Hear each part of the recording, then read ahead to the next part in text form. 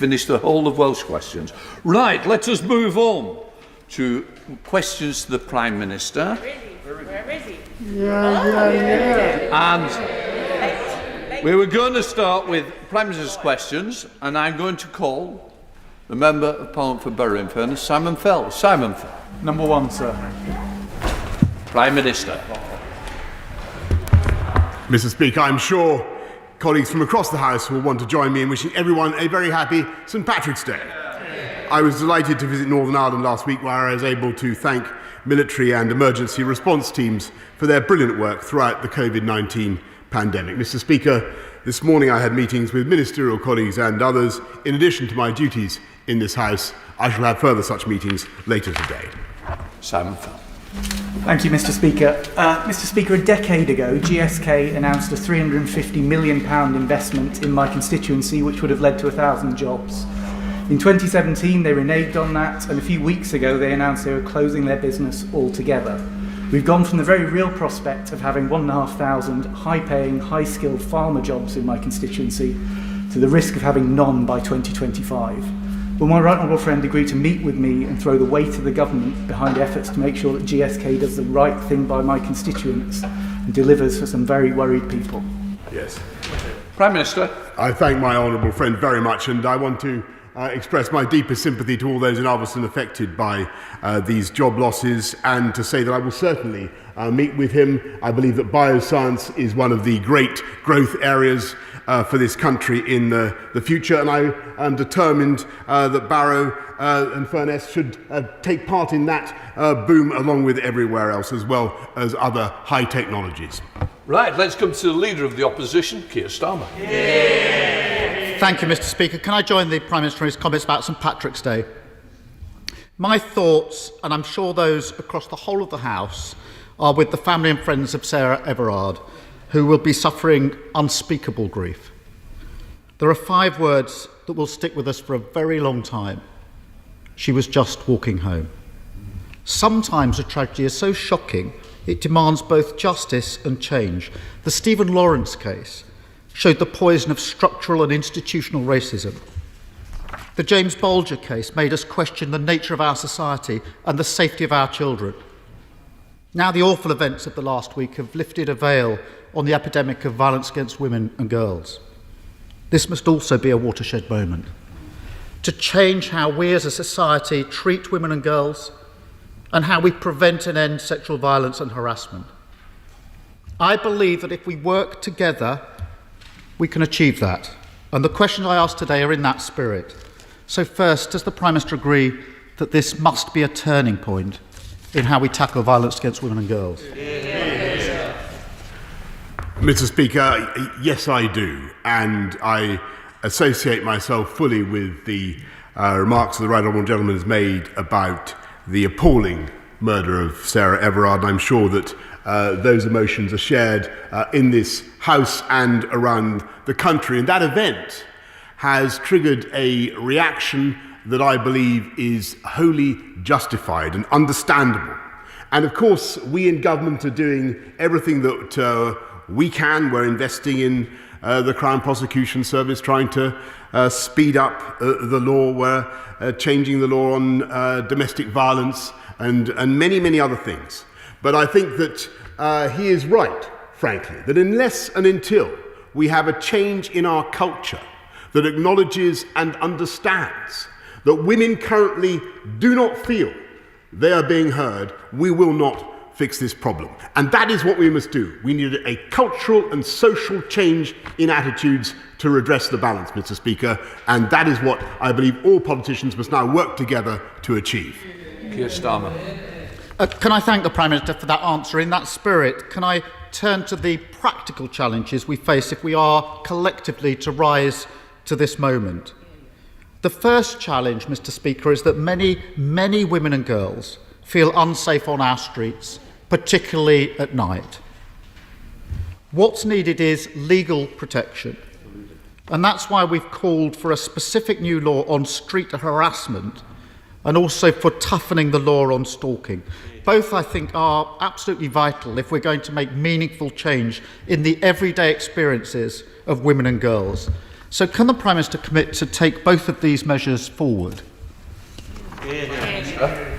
Mr. Speaker, we're always happy to look at new proposals.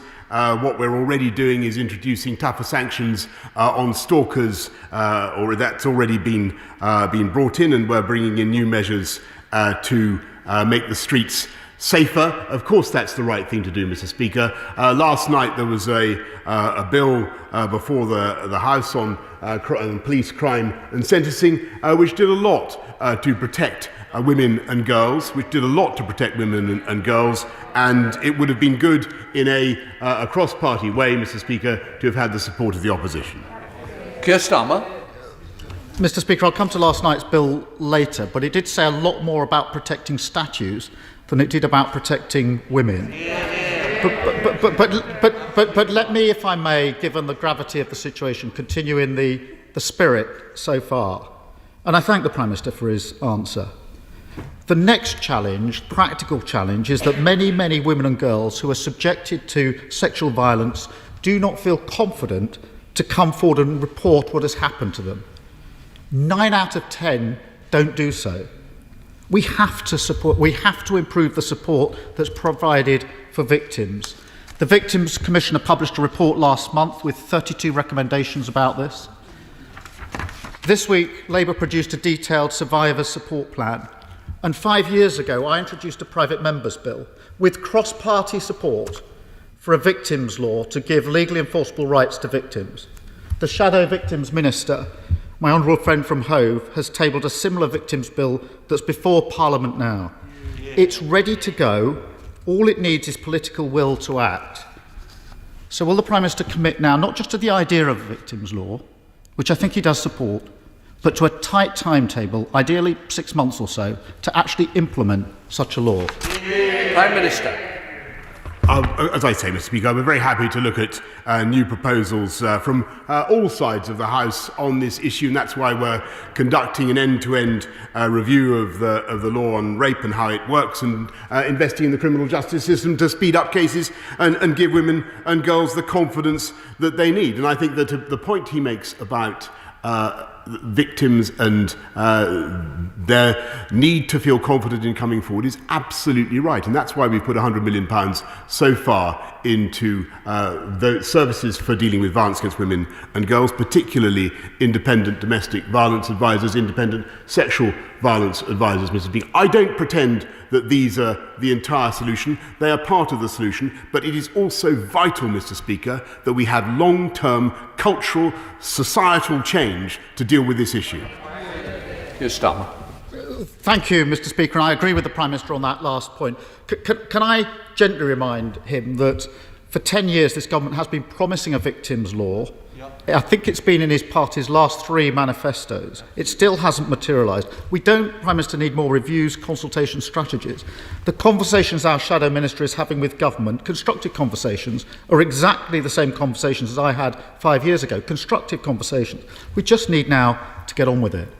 But let me press on with the practical challenges, because the next challenge is this, that for many, many women and girls who do come forward to report sexual violence, no criminal charges are brought. Only 1.5% of rapes reported to the police lead to a prosecution. Put the other way, 98.5% of reported rapes don't lead to a prosecution. That's a shocking statistic. I do appreciate that efforts are being made to improve the situation. But can the Prime Minister tell us what is he going to do about this, not in a few years' time, not next year, but now? Prime Minister. He's entirely right, Mr. Speaker, in the sense that I agree with him. One of the first things I said when I became Prime Minister was that I believed that the prosecution rates for rape were a disgrace in this country, and we need to sort it out. And yes, that's why we're investing in confidence-building measures such as ISVAs and IDVAs, and investing in the CPS, and trying to speed up the process of the law to give people the confidence their cases will be heard in due time. But we're also doing what we can to toughen the penalties for those men, and I'm afraid it is overwhelmingly men, who commit these crimes. And I think it would have been a good thing if last night the whole House could have voted for tougher sentences for those who commit sexual and violence offences and stop people, Mr. Speaker, from being released early. And in that collegiate spirit, I would ask him to work together with us. Keir Starmer. Mr. Speaker, I was Director of Public Prosecution for 5 years and spent every day prosecuting serious crime, including terrorism, sexual violence and rape. So I really don't need lectures about how to enforce the criminal law. But walking on through the system, as many women and girls have to do, and facing up to the challenges that we need to face up to as a House, the next challenge is the point the Prime Minister just referenced, and that's the sentences for rape and sexual violence, because they need to be toughened. Let me give the House 3 examples. John Patrick, convicted of raping a 13-year-old girl, he received a 7-year sentence. Orlando and Constanzo, convicted of raping a woman in a nightclub, they received a 7.5-year sentence. James Reeve, convicted of raping a 7-year-old girl, he received a 9-year sentence. Does the Prime Minister agree we need urgently to look at this and to toughen sentences for rape and serious sexual violence? Prime Minister. Mr. Speaker, wouldn't it be a wonderful thing if there was a bill going through the House of Commons which did exactly that? Wouldn't it be a wonderful thing if there were measures to defend women and girls from violent and sex criminals? Wouldn't it be a wonderful thing if there was a bill before the House to have tougher sentences for child murderers and tougher punishments for sex offenders? That, I think, would be a fine thing, Mr. Speaker. As it happens, there is such a bill before the House. I think it would be a great thing if the Right Honourable Gentleman actually had voted for it. He still has time. This bill is still before the House. He can lift his opposition. They actually voted against it, Mr. Speaker, on a 3-line whip, and I think it was crazy. Keir Starmer. Mr. Speaker, he mentions the bill last night. That provided for longer maximum sentences for damaging a memorial than the sentences imposed in the 3 cases of rape I've referred the House to. All of those sentences less than 10 years. Yep. I thank the Prime Minister for providing me with the best examples of why the priorities in his bill were so wrong. And nothing in that bill would have increased the length of sentence in any of those rape cases. Nothing in that bill. But let me try to return to the constructive spirit, because I think that is demanded of all of us. If this House came together on the points raised today, and there's been agreement across the dispatch boxes, it would make a real difference to victims of crime. This week, Labour published a 10-point plan. We published a victims' law. In coming days, we're going to publish amendments in relation to the criminal justice system to make it work better. Now, I don't expect the Prime Minister to agree with all of this, and frankly, I don't care if this becomes a government bill or a Conservative legislation. All I care about is whether we make progress. So will the Prime Minister meet me, the Shadow Home Secretary, the Honourable Member for Birmingham Yardley and victims groups who've spent many years campaigning on this, so that we can really and truly make this a turning point? Prime Minister. Mr. Speaker, I'm afraid that he does, and I'm grateful to him for the collegiate speech, the way in which he's addressing this, and the way in which he's reaching out across the chamber. And I think that's entirely right in the circumstances. But I do think that he should not misrepresent what the bill was trying to do. The average sentence for rape is already 9 years, 9 months, as he knows full well. The maximum sentence is already life. What we were trying to do is stiffen the sentences for a variety of offences to protect women and girls and others. And that is entirely the right thing to do, Mr. Speaker. And we will go on with our agenda, delivering on the people's priorities, rolling out more police, 7,000 we have already, investing in ISVAs and IDVAs, and doing our utmost to accelerate the processes, the grinding processes of the criminal justice system, which, as he rightly says, are such a deterrent to women in coming forward to complain as they rightly should.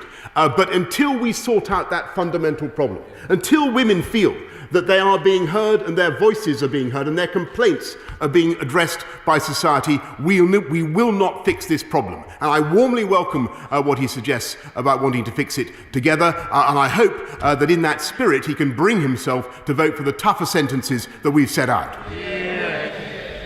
Just to say, we've got to be a little bit careful because nobody will misrepresent each other in this House. Steve Double. Thank you, Mr. Speaker. Can I thank the Prime Minister for bringing the G7 Leaders Summit to Cornwall this summer? This will put Cornwall front and centre of the world stage as we emerge from the pandemic and give us a great opportunity to showcase all that Cornwall has to offer, not just as a great place to visit and our amazing food and drink sector, but in the technologies of the future in space and renewable energy. I know the Prime Minister shares my ambition that the G7 will leave a lasting economic legacy for the people of Cornwall. So to that end, and in light of the recent progress made on lithium extraction, would he work with me to secure a gigafactory for Cornwall so that we can produce the batteries, leave that lasting economic legacy and provide the well-paid jobs for the future that Cornwall needs? Yes.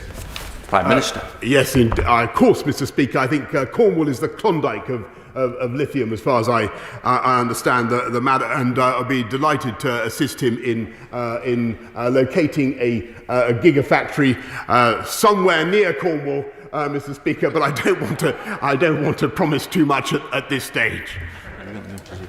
Let's go to the leader of the SNP, Ian Blackford. Thank you, Mr. Speaker, and can I wish everyone a happy St. Patrick's Day. Mr. Speaker, for people across Scotland, this week again exposed a tale of two governments with two very different sets of values. Yesterday, the SNP government passed landmark legislation that will put the UN Convention on the Rights of the Child into Scots law, putting children at the vanguard of children's rights. In contrast, we have a UK government that has to be shamed into providing free school meals, that will clap for nurses but won't give them a fair wage, and ploughs billions into a nuclear arsenal that sits redundant on the Clyde. Does the Prime Minister understand that the Scottish people are best served with a government that lives up to their values? A government, Prime Minister, that prioritises bairns, not bombs. Prime Minister.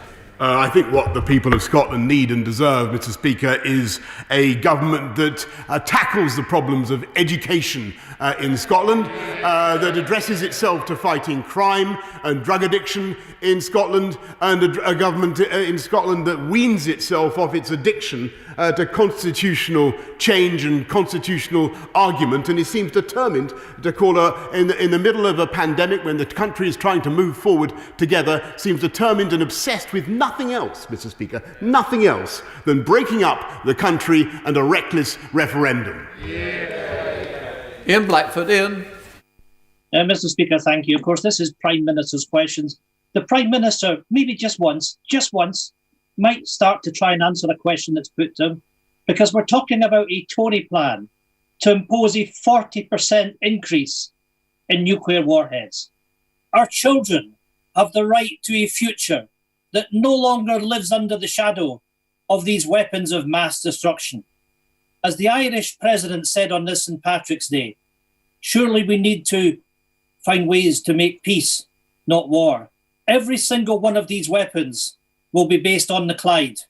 So can the Prime Minister tell us exactly when the Scottish people gave him the moral or democratic authority to impose these weapons of mass destruction on our soil in Scotland? Prime Minister. Mr. Speaker, the people of Scotland contribute enormously to the health, happiness, well-being and security of this entire country, not least through their contribution to our science, our defences, our international aid and many, many other ways. And I'm very proud that this government is investing record sums in defence, including maintaining our nuclear defence, which is absolutely vital for our long-term security, and helping thereby to drive jobs not just in Scotland but across the whole of the UK. Fletcher. Thank you, Mr. Speaker. Back in July last year, I informed the Prime Minister of the need for a new hospital in Doncaster. Sadly, Doncaster was not mentioned in the first 40 hospitals promised in the manifesto. but the building of a further 8 specialist hospitals was. Yet does my right honourable friend agree with me that a new hospital would prove to the people of Doncaster that this government is committed to building back better and levelling up their town? Prime Minister. My honourable friend is a fantastic advocate of Doncaster, and he's right to campaign in the way that he does. I wish I could give him a cut and dried yes or no answer today, but I can tell him that his local trust is very much in the running in the current open competition for the next 8 hospitals on top of the 40, Mr. Speaker, that we're already building. Let's go to Caroline Lucas. Caroline. Thank you, Mr. Speaker. The creation of a no protest zone around Parliament, a 266% increase from a maximum 3 months to 11 months imprisonment for protest organisers, a direct attack on the Gypsy, Roma and traveller community, up to 10 years in prison for any offence committed by destroying or damaging a memorial, and criminalising people for taking part in protests where they ought to have known police conditions were in place. Would the Prime Minister agree that if the UK is to be a force for good, in a world where democracy is in retreat, as his Foreign Secretary is saying today, it needs to start at home with the protection of the long-standing, precious and fundamental right to peaceful protest that is a cornerstone of liberal democracy? Prime Minister. She is quite right to stick up for peaceful protest, and I understand that, and I sympathise with that. But there are a couple of points. First of all, we're facing a pandemic, Mr. Speaker, in which we have to restrict, alas, we have to restrict human contact, and although she shakes her head, I think that the people of this country do understand that. They do understand the restrictions that we're now under. And I think we also have to strike a balance between the need to allow peaceful protest to go ahead, and we do, on a huge scale in this country, but also to protect free speech, Mr. Speaker, and vital parts of the UK economy. Thank you very much, Mr. Speaker. I also want to see the fundamental right to protest protected, so events such as that powerful vigil last Saturday on Clapham Common can proceed safely, including COVID safe. But I also want to see measures so people can go about their lives, get to work, get to hospital without being hindered. So can the Prime Minister reassure me that that police and crime bill, which we've been discussing today and was in the House yesterday, does strike that balance, whilst also taking action against the perpetrators of some of the worst crimes? Prime Minister. My honourable friend has perfectly summed up the balance that we're trying to strike between allowing people in a reasonable way to go about their daily lives, but also bringing in tougher sentences for child murderers, tougher punishments for sex offenders, and stopping the practice, the continual practice of allowing people out early, Mr. Speaker. I think that's what the people of this country want to see. That's what they voted for in 2019, and I hope that the opposition can bring themselves one day to support it. Charlotte Nettle. Thank you, Mr. Speaker. With the government's end-to-end rape review remaining unpublished 2 years after it was promised, rape conviction rates having fallen to their lowest point on record, and almost 90% of sexual harassment complaints not even reported to the police, women are increasingly being left without legal recourse for sexual violence. I have parliamentary privilege. I can name the men who have hurt me. But millions of women in this country don't even have that. Stuck between a criminal system where only 1.4% of reported offences result in charges being laid, and where too many survivors who speak out are pursued through the civil courts by their abusers to silence them, can the Prime Minister advise how women are meant to get justice? Prime Minister. Mr. Speaker, I'm afraid that she's completely right, and I know that she speaks for many people, many women up and down the country. And what we need to do, we can do all the things that we've talked about, 2 men arguing over the dispatch box. We can do all those things. We can bring in more laws, tougher sentences, which I hope she will support. We can support independent domestic violence and sexual violence advisors, all that kind of thing. But we have to address the fundamental issue of the casual, everyday sexism and apathy that fails to address the concerns of women. That is the underlying issue. Let's go to Fiona Bruce. Fiona. Thank you, Mr. Speaker. 2 years ago, the Bishop of Truro produced an interim report outlining the global phenomenon of persecution of Christians. as we make progress in our manifesto commitment to fully implement the Truro Review recommendations, does the Prime Minister join me in looking forward to our hosting the International Ministerial Conference on Freedom of Religion or Belief next year, and to the UK demonstrating its global leadership in defending and promoting this universal right for all? Prime Minister. I thank my honourable friend very much for everything that she's doing to campaign for freedom of religion and belief, and I'm very pleased that we're going to be holding an international conference on this issue. That is exactly what Global Britain is all about. It's about promoting freedom of expression, freedom of belief and religion. Let's go to Peter Graham. Peter. Thank you, Mr. Speaker. The Prime Minister refused point blank to answer the question from my right honourable friend from Ross Skye and Lochaber. So I'll ask him again. What is it that gives any British Prime Minister the moral and democratic right to impose the obscenity of an even bigger arsenal of weapons of mass murder on the people of Scotland against their express will? Prime Minister. Mr. Speaker, I think that was a veiled attempt again by the SNP to ask for another referendum, which is their habitual refrain. That is all they seem able to talk about.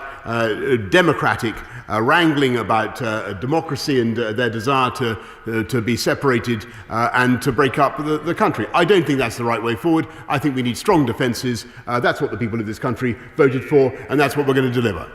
Let's go to Steve Bride. Steve. Thank you, Mr. Speaker. From gloom to joy, and news from the Winchester for the Prime Minister is that the vaccination programme is going really, really well. There are now less than 200,000 people in the whole of Hampshire and the Isle of Wight left to do in cohorts 1 to 9. We have the plan plus the supply to cover them comfortably by the end of March. So would my right honourable friend please thank the NHS and its volunteers here for this amazing effort? And as he does that, could he share with us his view on what led to the disinformation and apparent abandonment of scientific evidence in certain EU member states around the Oxford AstraZeneca jab? Prime Minister. I thank the NHS in Hampshire and indeed around the country for the amazing job that they're doing in rolling out the vaccination programme. It's been truly stunning, and I think perhaps the best thing I can say about the Oxford AstraZeneca vaccine programme is that I finally got news that I've got to have my own jab, Mr. Speaker, very, very shortly. I'm pleased to discover I don't know whether the right honourable gentleman's had his. He's had his, but it will certainly be Oxford AstraZeneca that I will be having. Let's go to Geraint Davies. Geraint. Mr. Speaker, there's now been over 600 cases of coronavirus infections at DVLA Swansea since September. Yet ministers still refuse to meet with the PCS union to discuss ways in which more workers can work from home in safety before they're vaccinated. So workers have now resorted to voting for strike action as a last resort to protect their families and communities. So I ask the Prime Minister again, will he now instruct ministers to engage in talks with the union to help shield vulnerable workers before vaccination, or will he force a needless strike? Prime Minister. Well, I think needless is the right word, Mr. Speaker, and I think he should bear in mind that any strike is likely to be bad news for motorists. We're at the stage now where we want to have advancing down our roadmap out of lockdown, and at the DVLA, any staff who can work from home are doing so. And currently, out of a workforce of 6,000, only 5 cases of COVID have currently been found, and I understand that those individuals are all working from home. So frankly, Mr. Speaker, I see no need for industrial action. Thank you, Mr. Speaker. My Kensington constituents and I have been deeply troubled by what is coming out of the Grenfell inquiry with regard to the building products industry. Does my right honourable friend agree with me that contractors who have behaved improperly should not be used going forward for government contracts? And will my right honourable friend consider a tax on the building products industry in the same way as we've done on the residential property sector as a way for partly paying for cladding remediation? Prime Minister. I thank my honourable friend, and I know how much she cares about this issue and how deeply her constituents have been affected by the Grenfell fire. And what I can say to her, I will study her proposal for a new tax on building materials, and I know my right honourable friend, the Chancellor, will want to think about that kind of idea. But we are looking at new rules to exclude contractors from government business where gross professional negligence has been shown, Mr. Speaker. Let's go to Richard Bergen. Richard. Exactly 1 year ago today, we were told that 20,000 coronavirus deaths would be, and I quote, a good outcome. Yet our death toll is now 6 times higher. Over 100,000 more people have lost their lives than that initial estimate. In March last year, the Prime Minister pontificated about taking it on the chin. Others acted decisively with lockdowns. But the Prime Minister dithered and delayed with deadly consequences.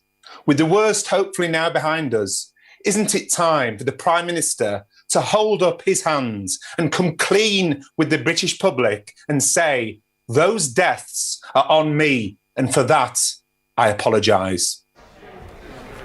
Prime Minister. Well, Mr. Speaker, I certainly take full responsibility for everything the government did, and of course we mourn the loss of every single coronavirus victim, and we sympathise deeply with their families and their loved ones. And am I sorry for what has happened to our country? Yes, of course, I'm deeply sorry, Mr. Speaker. And of course, there will be time for a full inquiry to enable us all to understand what we need to do better when we face these problems in the future. And that is something I think the whole House shares. Let's go to Dr. Neil Hudson. Neil. Thank you, Mr. Speaker. 5 years on from Storm Desmond and a year on from Storm Ciara, sadly, Penrith and the Border and Cumbria remain in the front line for severe flooding events. With climate change, these catastrophes are becoming increasingly frequent and severe, and the effects on communities are serious and long-term. Can my right honourable friend reassure my constituents that at-risk communities will be supported by government, both in terms of flood protection, but also with the longer-term support, including in the important area of help for the mental health impacts of flooding? Prime Minister. My honourable friend makes a really good point about the mental health impacts of flooding. Anybody who goes to, or who's been a victim of flooding, or who visits a family that's been hit by flooding will know the immense distress that flooding causes, and that's why the NHS will get an extra £500 million to address those issues and to give more support for the mental health needs that people have. Liz Twist. Thank you, Mr. Speaker. Prime Minister, in December 2019's election campaign, you visited Samantha Parker at her home in Darlington. Samantha has the rare genetic condition PKU. You vowed to do your utmost to get her access to the life-changing drug Kuvan on the NHS. Use you, I'm not responsible. Thank you. Apologies. Prime Minister vowed to do his utmost to get her access to the life-changing drug Kuvan. Last month, NICE published draft guidance which would make Kuvan available to children, but not to adults like Samantha. Great for children, but devastating and discriminatory for adults like Samantha. Prime Minister, speaking as chair of the APPG on PKU, I now ask, what action will you take to deliver on your commitment to Samantha Parker and make Kuvan available for her and for other adults with PKU? Prime Minister. I thank her very much for raising the case, which I well remember. I'm glad that NICE has now extended the treatment's availability to children with PKU. Clearly we need to do more, and I will be very happy to take it up. Sir Bernard Jenkins. Thank you, Mr. Speaker. Has my right honourable friend noted that the integrated review has been widely and rightly welcomed as a bold British vision for our role in the world? At the same time, but not in Scotland, of course, where the Nationalist administration thinks it's more important to put IndyRef 2 on the ballot paper at the Scottish elections. Does he realise that they are rejecting the jobs and security that his review guarantees in Scotland because they hate the UK more than they want jobs for their own people? Prime Minister. Well, I'm grateful to my right honourable friend for his support for the integrated review. I think that it's hard to know what motivates our friends in the Scottish National Party, but I do think that they're mistaken in their approach to this. I think that we're better as one United Kingdom. I think that we're stronger together as one United Kingdom, and I think the contribution of the people of Scotland to the defence of our United Kingdom is absolutely incredible and has been for centuries, and that's what I want to maintain, and I think it's a fine thing and they should champion it. Let's go to Tahir Halley. Tahir.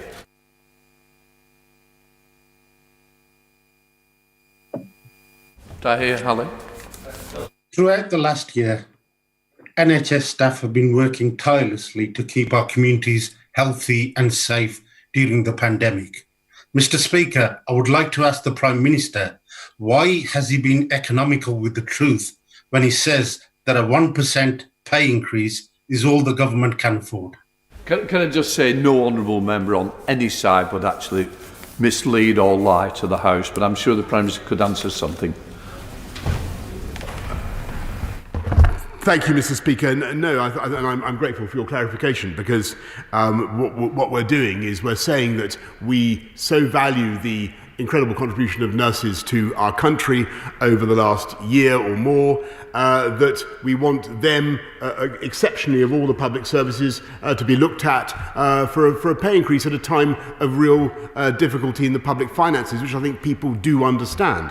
Now, that's on top of the 12.8% increase in starting salary for nurses, plus the £5,000 bursary and the £3,000 that we've given for special help for childcare and other training needs, and which actually are leading, if he looks at the figures, they're leading to a big increase in the number of nurses in the NHS, 10,600 more this year than last year, more nurses in the NHS, and 60,000 more in training. And when I talk to nurses, what they want, of course everybody wants better pay and conditions, I totally understand that, but what they also want is an extra pair of hands next to them to give them the help and reassurance they need, and that's what we're recruiting.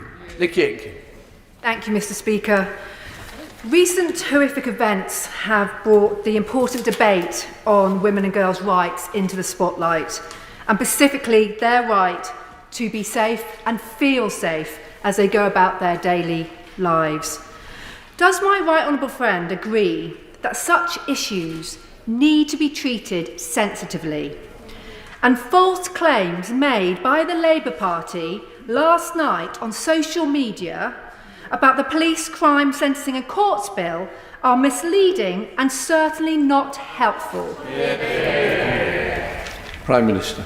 Well, Mr. Speaker, I think it was certainly a mistake, and a regrettable mistake, for anybody to suggest that rape had been decriminalised in this country, because we must do everything we can to reassure victims of rape and sexual violence and get them to come forward, and that is what we're doing. And I also think it would be a good thing if together we could vote for some of the tougher sentences that we put forward in this bill. And I like the collegiate spirit that we had earlier on. I hope it can be extended to voting for the tougher sentences that we put forward. Final question, Gerald Jones. Thank you very much, Mr. Speaker. Today, the Welsh Labour Government have announced a special bonus payment for NHS and social care staff in Wales, with the Welsh Government covering the basic tax and national insurance payments so that most people will receive around £500. Will the Prime Minister today join me in welcoming this payment in recognition of the dedication and commitment of our NHS and social care staff? Prime Minister. I thank him, and I do indeed recognise the amazing dedication and commitment of NHS and social care staff who have been at the forefront of this pandemic, who have borne the brunt of it in many cases personally in their lives. And that's why I just repeat the point that I made a while ago about what we're doing to recognise the contribution of nurses in particular, alone of all the public sector in these very, very difficult times, and to say how relieved and glad I am to see the number of nurses who are now in training. I think there's a 34% increase in applications to be nurses this year in the country. That's great, but we're going to drive it forward, Mr. Speaker. We want to go, as you know, we have a target of 50,000 more nurses as well as 20,000 more police. I'm suspending the House for 3 minutes to enable the necessary arrangements for the next business. Order.